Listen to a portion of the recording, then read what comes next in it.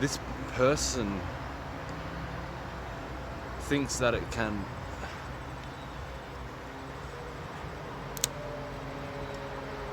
attain enlightenment. This person thinks that it can set up the right conditions for enlightenment to occur, do the right techniques, follow the right traditions. This person's like, I'm gonna wake up, I'm gonna be enlightened.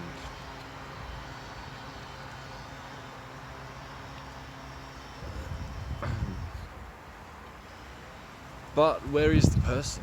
Like, it's just, there is thought happening, voice is happening, sound is happening. There's this body, but it's all happening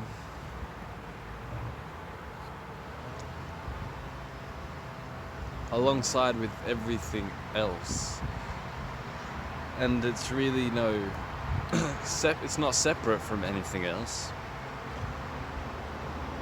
Everything has influenced this body and this mind. All the thoughts that happen here, and the sensations and the ways that this body moves, all of it is a happening of nature. Just like the breeze of wind.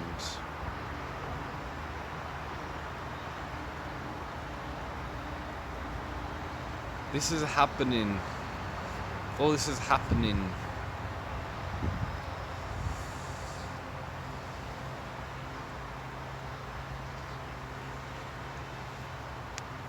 It's all intertwined, interconnected, interdependent. See, what can I actually call me?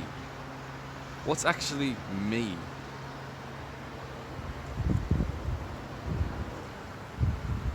Anything that I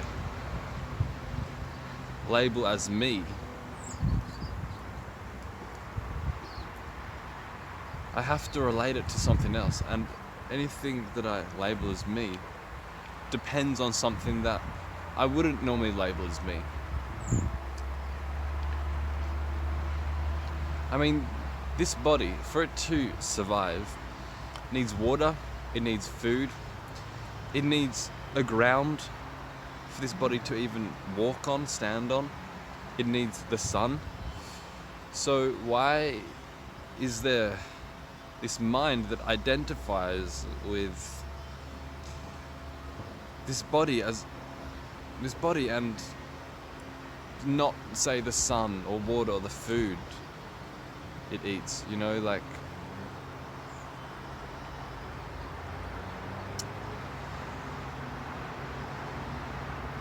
these things are as much as me as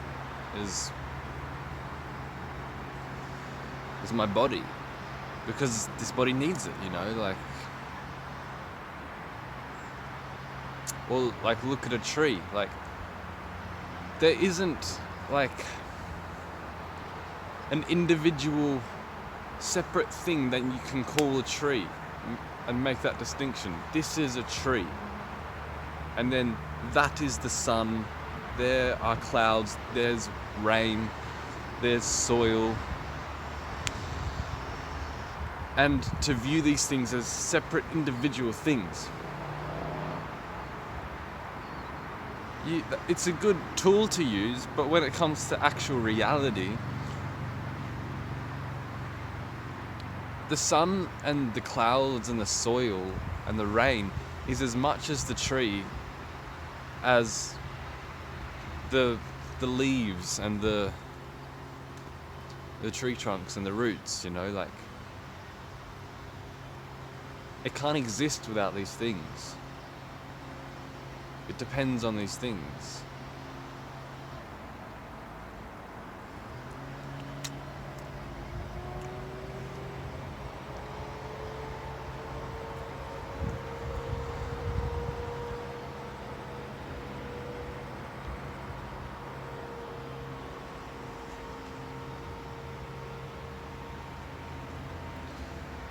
And this me that I call me is a happening of nature.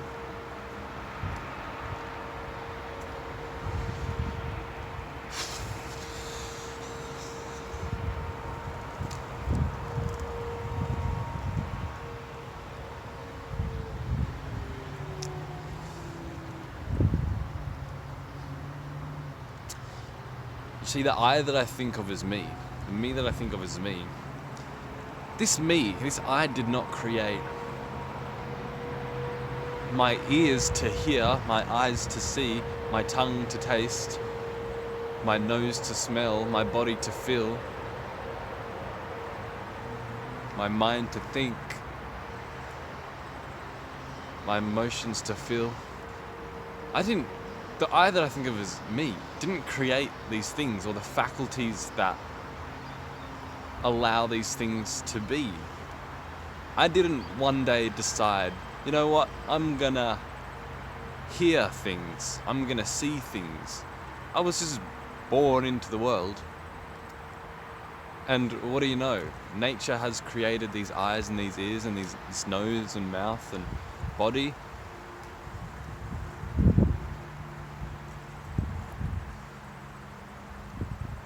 It's just a happening. Even consciousness. It's just a happening. Consciousness. I didn't create consciousness. I didn't decide to be conscious. Consciousness is a happening that isn't me either.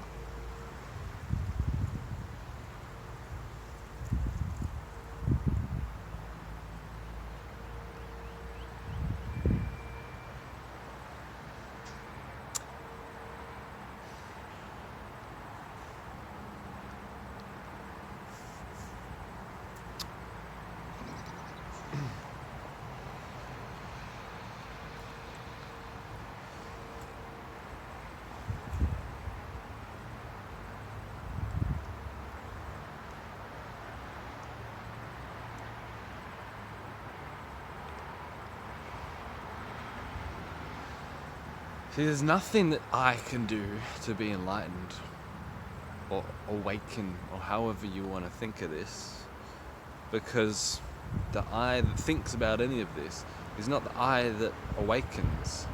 It's like, I've just got to really meditate, I've got to be more aware, I've got to be more conscious. But this I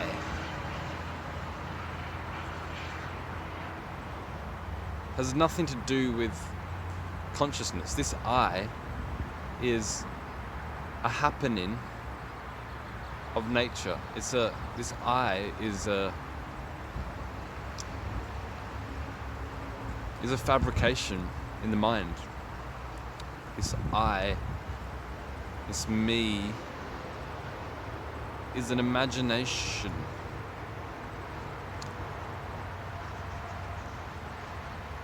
There's this mind that is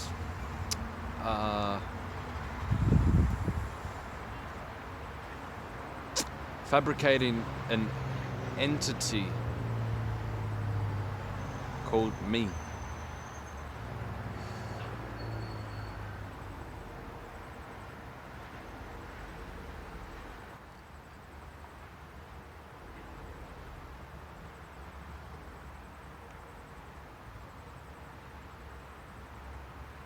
This I thinks it is the body and the conditioning that this body and mind has gone through. See, this body and mind, this mind has acquired all these beliefs and viewpoints, but that's a happening of nature, dependent on this web of causes and conditions, which I didn't choose and nobody chose.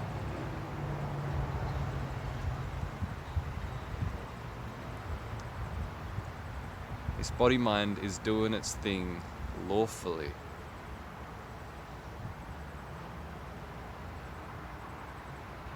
But there is also an identification going on, which again is happening lawfully. it's another part of nature, but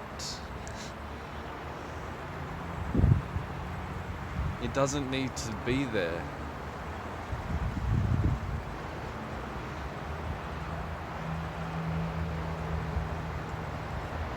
Because it's an illusion. It's not actually true. It's not true. To identify with the conditioning that this body and mind has gone through is not true, even though it's happening.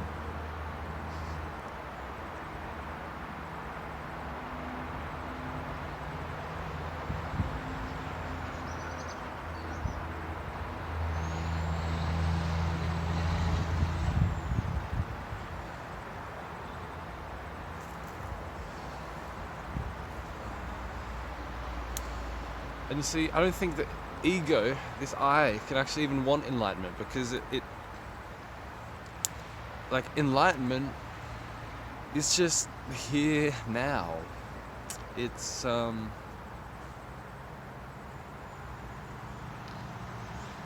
awareness is already aware. See, you aren't aware. The you that you think of as you is not aware. It's not consciousness. Consciousness is aware of this identification.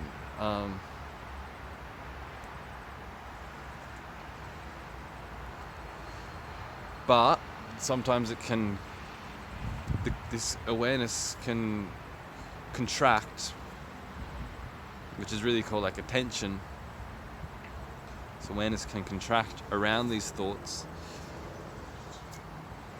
and emotions and body, and be gripped by these things and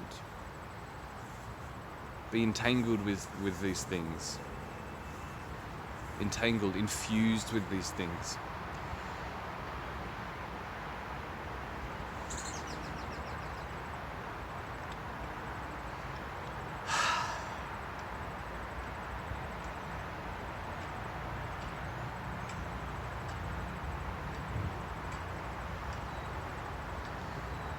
This is difficult because time and time again, like, I have these glimpses where I just like, this isn't me. There's no self here.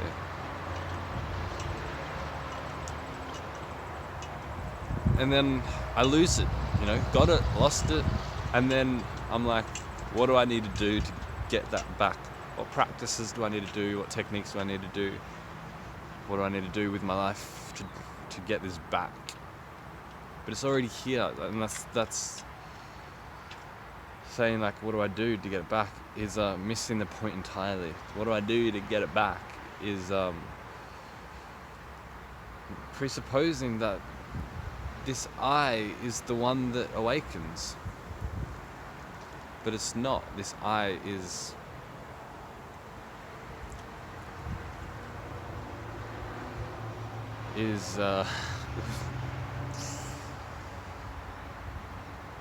oh, mate.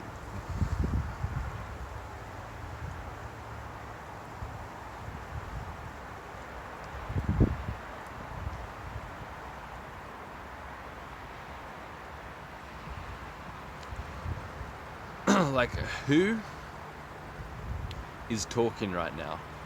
Who is talking? Who is talking right now? Who is speaking? Who hears the sounds? Who, like right now, I think like I'm speaking, but then there's like this awareness, this consciousness of the spoken, and like, I don't know what I'm gonna say next.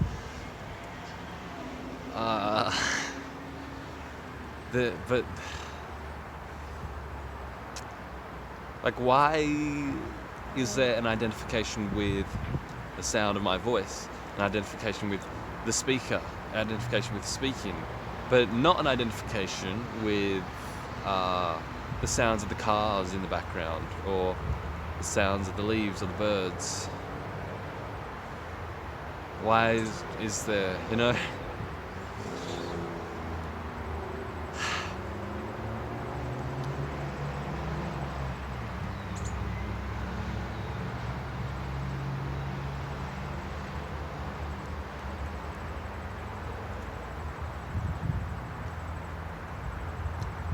So I didn't create this mouthpiece.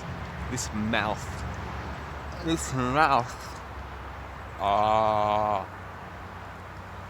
Flesh and bone. I didn't create flesh and bone. Nature did.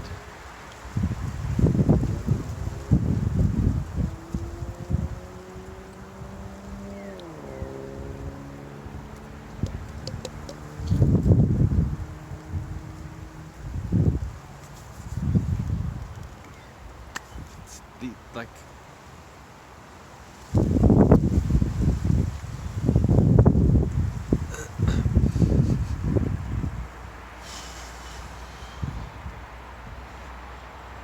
who am I?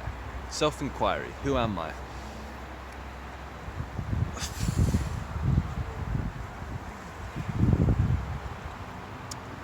The technique of self-inquiry is about objectifying anything and everything in experience. Anything that you can be aware of. Objectifying that. And to objectify something means, by definition, that it is not you. You are the subject looking at an object. So if you start objectifying everything, where is the subject? Where is the subject?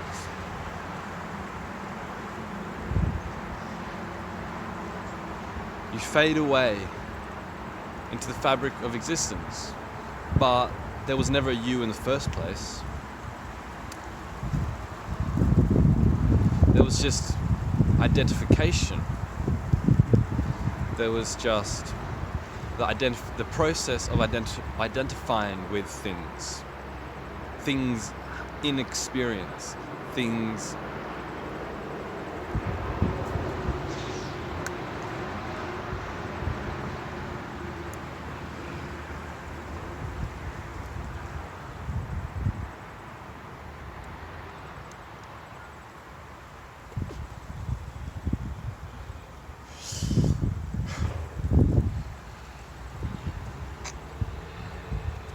And it's like, what do you do when there's no you?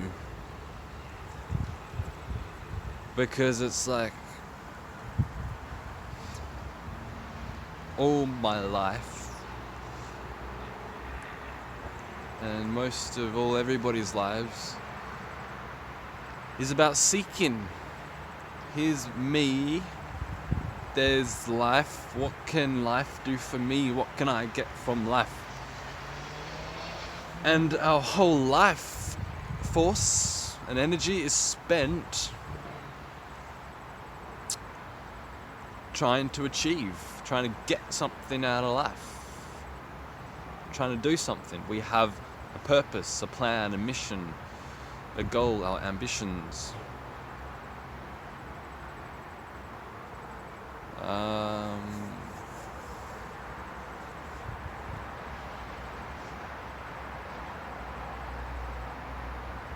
But when there's no self, there's nothing to do. When the illusion of a self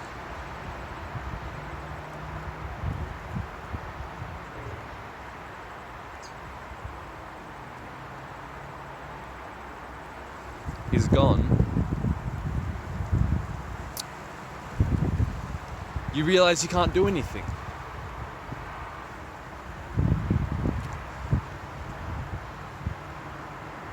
This body and mind has limits that nature has set. Just like a tree, like you plant a seed. The plant or the tree grows in a lawful way. It's already got its blueprint in there. It's already got its way of operating in there. A tree can't... A seedling of a tree can't just become a flower, you know, or it can't just become like a cloud, or like You can't just change, you know? It is what it is, and that is its limits. A tree can't just suddenly one day become a cloud or a car. You know, like, it can't just do that. So it has nothing to do other than be a tree. And likewise with a human. The human has nothing to do other than to just be a human.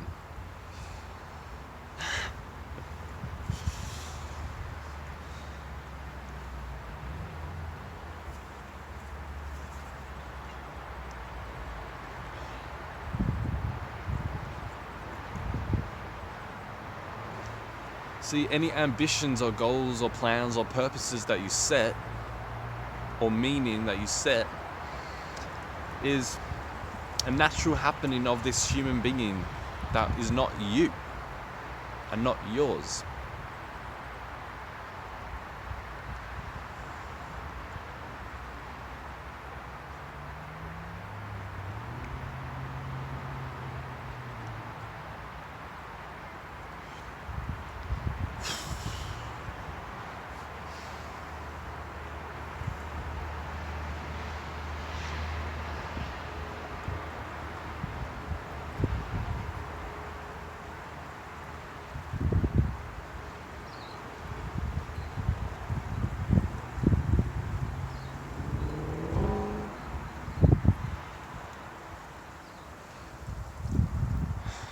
The ego turns the pursuit of enlightenment into a pursuit, a goal, an ambition.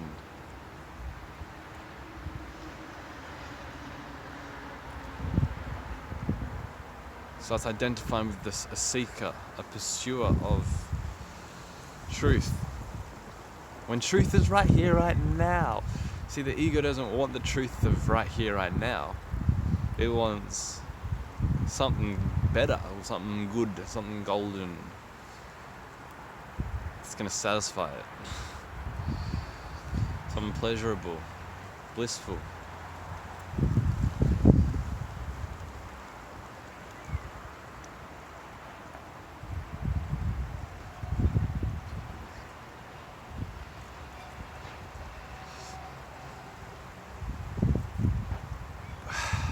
There's still I'm trapped.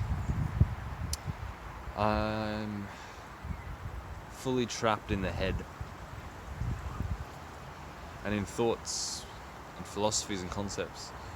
I just am. I am fucking trapped. I can notice this flicker of identification.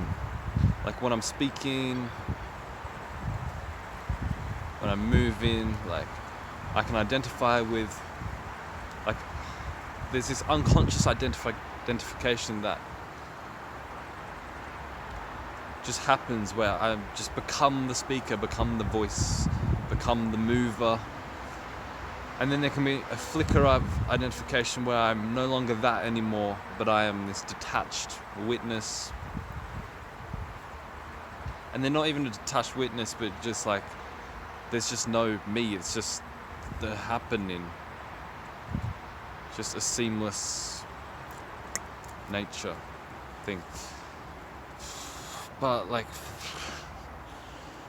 yeah.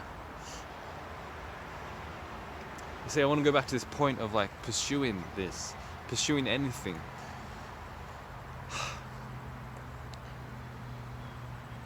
See, our whole ego or identity is structured around a purpose or a goal, or moving towards something. And so it's as much as we want to just reach the destination of happiness, we're actually very addicted to the process of seeking. It's we would rather seek happiness than actually find happiness.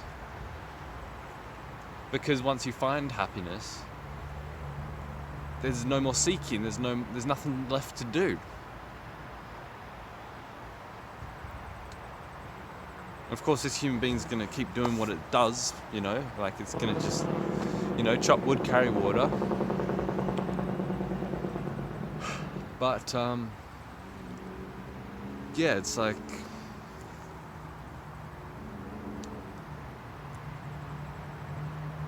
we're actually very addicted to trying to fix things, trying to achieve things, trying to make a wrong right, try to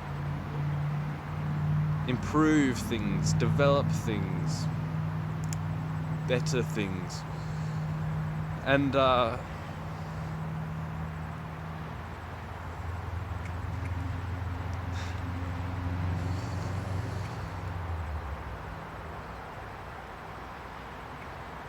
because then there's no self once you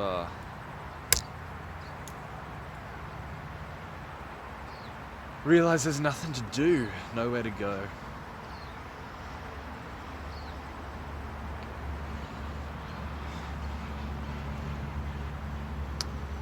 And yeah, I don't know, it's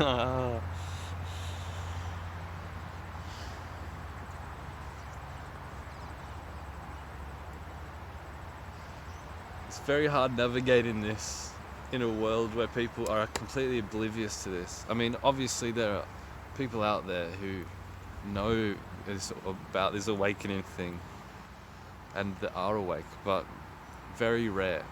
I mean, there are communities and whatnot, but very in the minority. And in my own direct life, there isn't any of it. No one fucking knows, like, truly what this is about. There's people online that I follow that know about this shit, but... So... yeah, it's reinforced everywhere around me. This illusion of a self and something to do. This illusion of falsehood. This falsehood, this... yeah.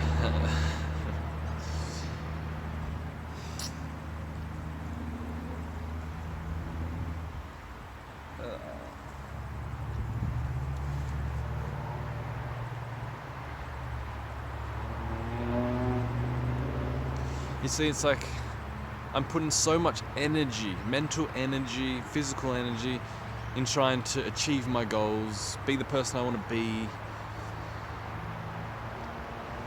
do the things I want to do, these kinds of things. Been putting so much energy and thought into all this for so long that it's like I don't want to give it up, because it would be giving up myself. Like, I'm having trouble trying to convey this, like...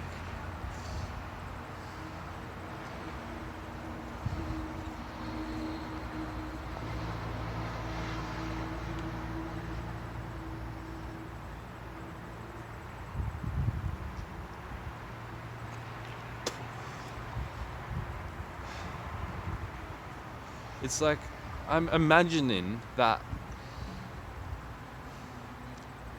I'm not already enlightened and I need to do something to get enlightened.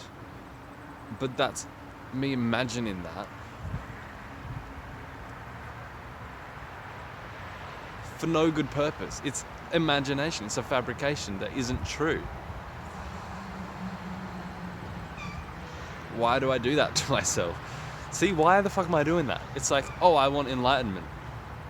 If I truly wanted enlightenment, I'll just forget the whole seeking thing and just be like, oh, it's right here, right now, duh. So something's going on here. It's not that I actually want enlightenment, you see? Something's going on here. If I truly want enlightenment, I'll just be like, okay, it's the fucking simplest thing. Here it is. Got it. Cool. See? I want to be somebody that is looking for enlightenment. I want to be a somebody, this person that is seeking and that has these cool insights and that does these techniques and that's interested in these traditions. You see?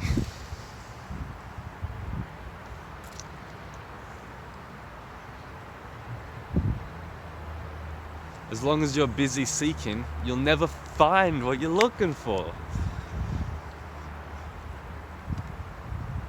If you give up seeking,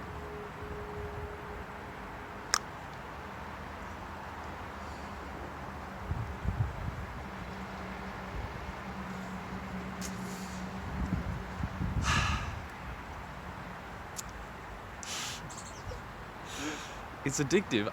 I'm hooked into it. It's a habit. I can't fucking get out of it.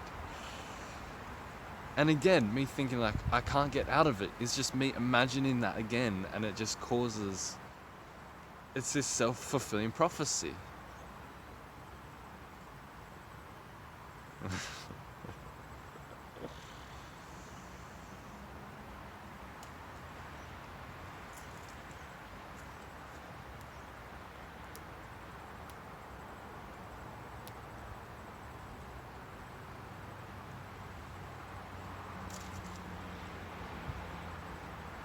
So we're all like looking for freedom, looking for the confidence that we want.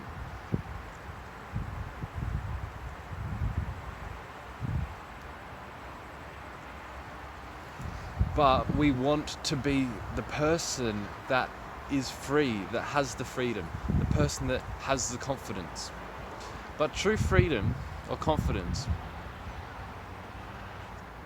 requires that there is no self to experience that, to have it, to own it.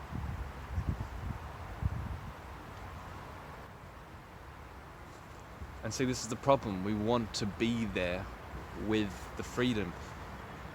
I want to be here and have the freedom. We want our cake, and we want to have our cake and eat it too, but we can't. We have to let go fully, you know. If you want true happiness, you have to be okay with not experiencing that happiness.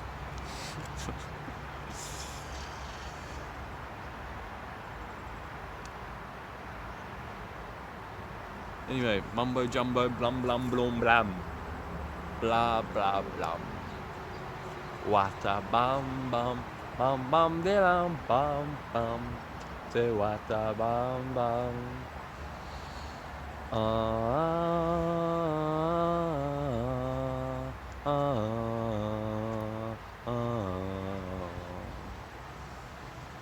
Soon you will find out the man I'm supposed to be.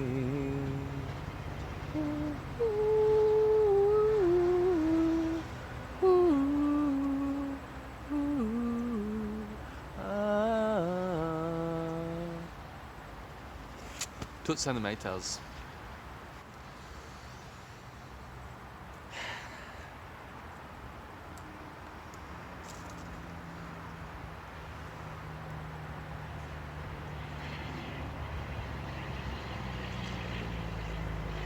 What can you do? There's nothing you can do. Things are happening. What are you going to do? When am I going to get this into my thick old head? Or rather, stop believing what's in my thick old head. When's this gonna happen? And again, when? It's another imagined concept. Time is imagined. This concept of the future. When is this gonna happen? I've got to do things to make things happen. Or I've got to not do things to make things happen. This concept of making things happen implies time, and time is imagined, it's fabricated now.